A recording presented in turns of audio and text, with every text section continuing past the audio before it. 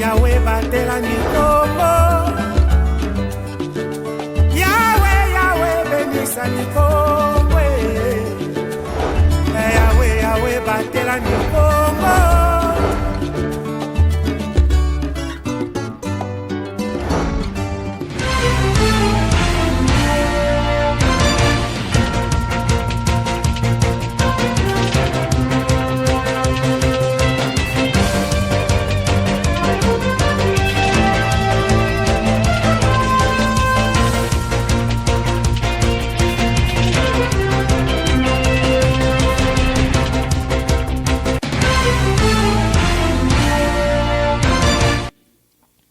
Grande est notre joie de vous retrouver des milliers devant vos petits écrans sur les antennes de Ma Bannière Télévision pour cette nouvelle session d'actualité. Merci à toutes et à tous de nous rejoindre dans ce nouveau journal. Nous parlons exactement pour l'ouvrir de la distribution des kits numériques dans les écoles conventionnées catholiques du district de Lukaya et du Cataract par la Fondation Orange à travers son vaste programme École numérique. Question de pouvoir faciliter les jeunes apprenants à avoir la gestion, sinon la maîtrise de la gestion des outils numériques. C'était donc des tablettes et ordinateurs de la dernière génération qui ont été distribués dans ces écoles publiques conventionnées catholiques. Les écoles conventionnées catholiques des cités de Mbanza-Ngungu, Kisantu et Kasangulu au Congo central ont reçu la visite surprise et agréable de la Fondation Orange en marge de la distribution des équipements numériques constitués des tablettes et ordinateurs de dernière génération grâce à son programme phare École numérique pour contribuer au développement de la République démocratique du Congo à travers la mondialisation et la digitalisation du précieux secteur de l'éducation, explique le directeur régional de la société Orange Congo centrale, Beker Kabengile Boukassa. Nous sommes aujourd'hui dans les cataractes au nom de la Fondation Orange, en partenariat bien sûr avec le ministère de l'EPST, dans le cadre de notre programme intitulé École numérique. Le programme École numérique est l'un des programmes phares de la Fondation Orange destiné aux écoles du continent africain pour permettre aux écoliers de bénéficier d'une diversité des contenus éducatifs.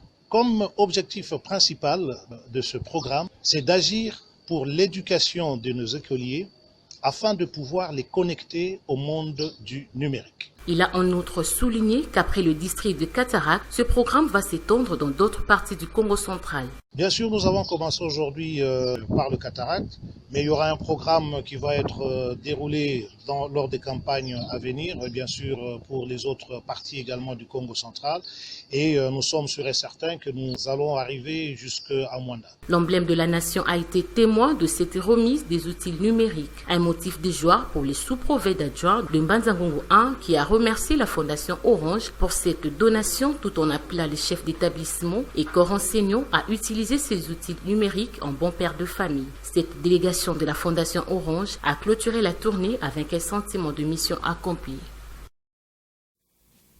Voilà, vous avez certainement reconnu ce timbre vocal de Marie-France Ebengo. Changeons de registre, toujours dans ce journal, pour parler de la sortie officielle du Fitness Club Suriano le mardi 17 mai 2022 dans la ville portière de Matadi. Ce club a pour objectif sensibiliser la population à pouvoir garder la forme, mais aussi multiplier les exercices physiques pour prévenir les risques de faire certaines maladies. Les détails, une fois de plus, Marie-France Ebengo.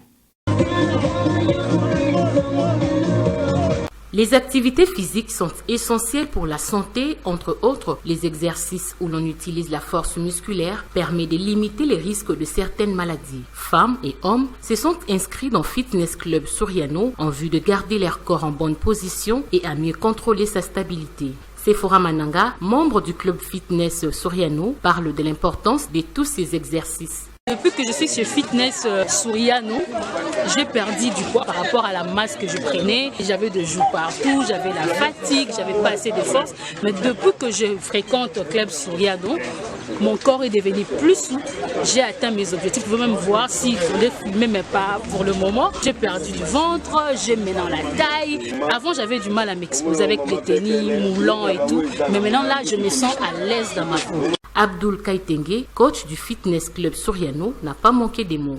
On vous invite à venir travailler avec nous chaque samedi matin à 6h. Venez juste avec vos tenues. En tout cas, il y aura tout. Il y a des équipements et il y aura quelque chose comme rafraîchissement.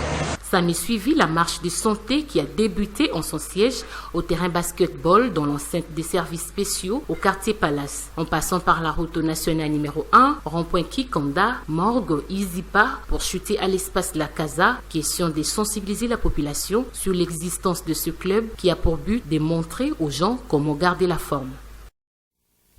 Voilà, mesdames et messieurs, changeons une fois de plus de registre, toujours dans ce journal, pour parler cette fois-ci de la présentation du nouveau barème salarial pour les retraités et rentiers applicables dès le mois de juillet en République démocratique du Congo. L'annonce a été faite par le vice-premier ministre, ministre de la fonction publique, Jean-Claude Liaou. C'était donc au niveau de Kinshasa, capitale de la RDC, à travers un point de presse. Le vice-premier ministre, ministre de la fonction publique, modernisation de l'administration et innovation du service public, Jean-Pierre Liaou, a au cours d'un point de presse tenu le lundi 16 mai 2022 à Kinshasa, présenté le nouveau barème salarial de 102 949 retraités et 2 633 rentiers civils, soit un total de 113 582. Ces agents sont désormais bénéficiaires du basculement vers les régimes de contribution à la Caisse nationale de sécurité sociale de l'agent public de l'État. Ces barèmes sera appliqué au mois de juillet de l'année en cours. Après proposition et discussion au Conseil des ministres, cette proposition s'est transformée en une décision. Depuis plus de 30 ans, nos parents, nos seniors, qui ont été envoyés à la retraite, ont été en réalité de manière indigne. Ils ont en réalité été livrés à mort avec des pensions de misère. Nous croyons que le temps est venu pour que nous puissions amorcer un processus ayant pour objectif de mettre fin à ces injustices sociales qui sont inacceptables. Le nouveau barème se présente comme suit. Pour les retraités au grade de directeur, qui touchait donc 21 000 francs congolais à Kinshasa et en province, comme je l'ai dit tantôt, 12 600 francs, ils percevront désormais 114 571 francs, soit à Kinshasa une augmentation de 442% et en province une augmentation de 804%. Notons qu'une campagne d'information et de sensibilisation est prévue du 23 au 30 juin à travers les 26 provinces de la République démocratique du Congo et la paye de ces retraités et rentiers sera effective le 20 juillet 2022.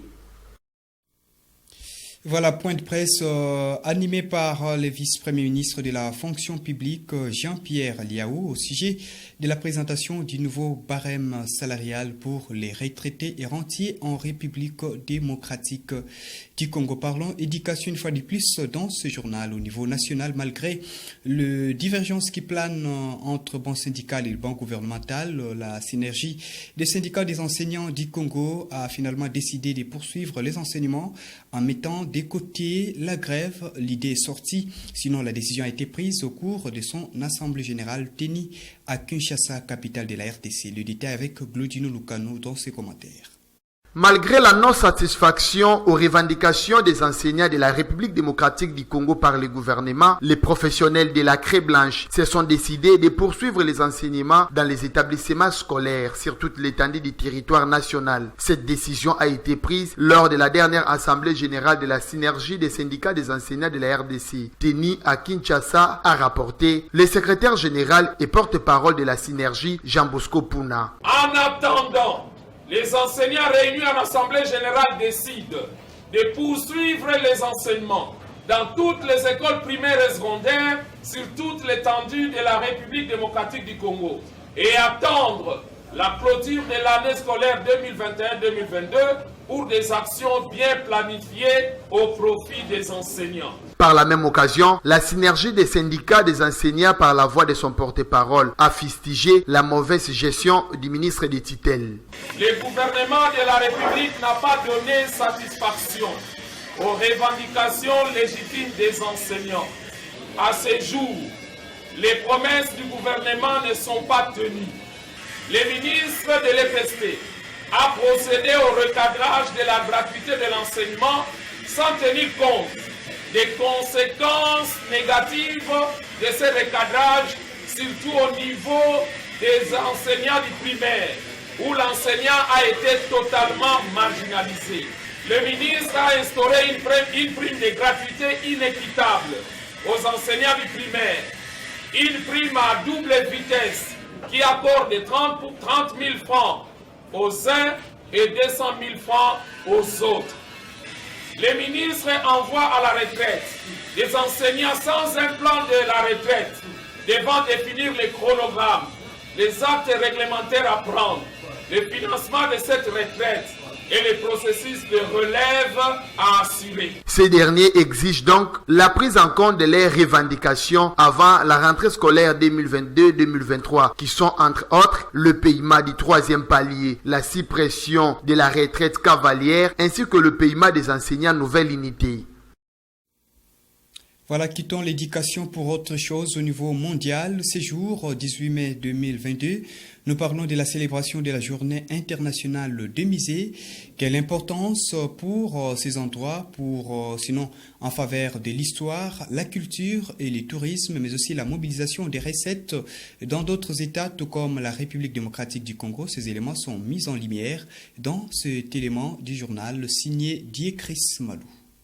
Le pouvoir de musée, c'est le thème choisi à l'occasion de la célébration de la Journée internationale de musée pour l'édition 2022 par le Conseil international de musée ICOM en sigle, initiateur de cet événement. Le thème choisi renseigne que les musées ont le pouvoir de transformer le monde qui nous entoure et peuvent devenir le centre de participation de peuples si le musée joue pleinement leur rôle au service de la société. Cette journée a été instaurée par l'ICOM depuis 1977 dans le but de promouvoir le rôle de musée dans le monde et demande à tous ces lieux de découverte incomparables de créer des activités originales, divertissantes et gratuites autour de ce thème pour la commémoration de cette journée. Un musée peut être un espace culturel qui peut faire la renommée d'une ville, mais aussi un lieu rempli d'objets rares, beaux, précieux qui renseignent sur le passé et ouvrent l'esprit à de nouvelles idées qui du reste est très importante pour un pays puisque le musée peut générer les recettes dans le secteur du tourisme. La République démocratique du Congo, comme plusieurs nations du monde, tient son musée national dans la capitale Kinshasa. Ces musées nationaux de la RDC retracent l'histoire du pays à travers les images et les objets ancestrales. Il est consacré aussi à l'historique culturel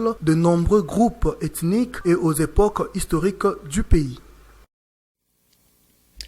Mesdames, Messieurs, clin d'œil sur l'actualité continentale. Avant de nous quitter, la junte militaire malienne au pouvoir a annoncé les retraits du pays au G5 Sahel, organisation sous-régionale à laquelle le Mali appartenait avec 4 autres pays pour faire bloc afin de lutter contre les groupes armés rebelles, principalement les djihadistes, dans cette partie du continent africain.